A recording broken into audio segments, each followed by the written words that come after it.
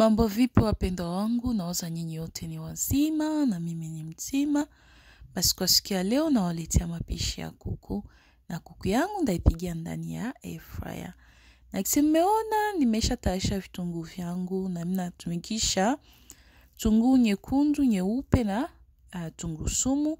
Natumikisha pia viungo vya kuku, natumikisha pia sosi ya pilipili, natumikisha pia maji ya limau. Sasa ndaanza sasa na kusaga vitunguu vyangu, na kisi mmeona natia tu kamaji kadogo ila kunisaidia tu visagike vizuri.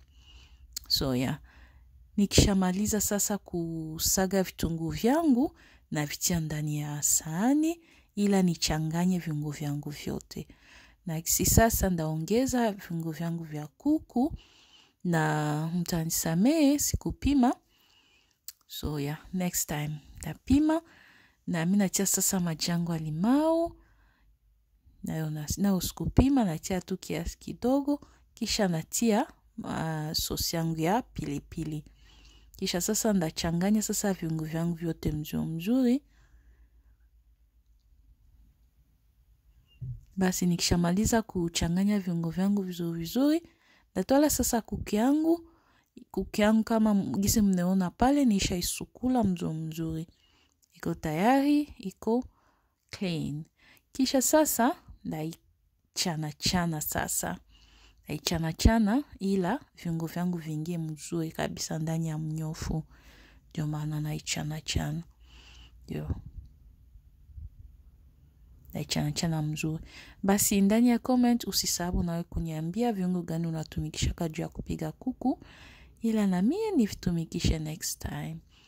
So nikishamaliza sasa kuchana kuku yangu mzuri.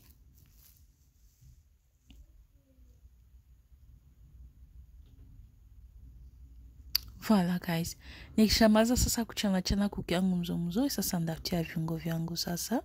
Kisha ile viungo vyangu mimi naitia mafuta kidogo tu ila kunisaidia tu kupiga.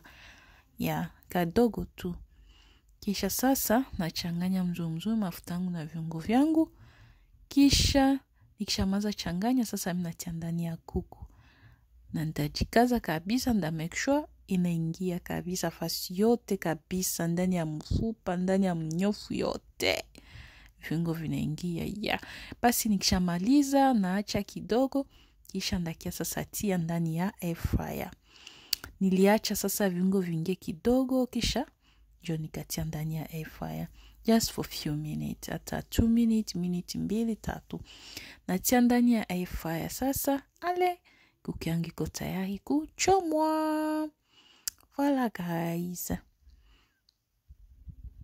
Na kisha air fryer yangu na ndaitia ku roast. That start.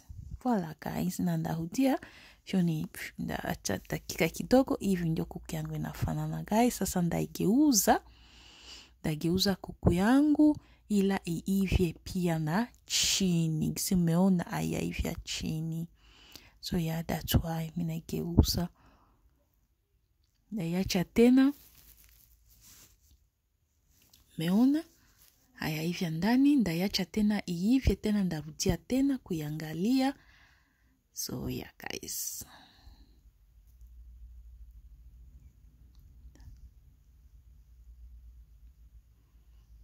Voilà guys, kuku yangu iko tayari.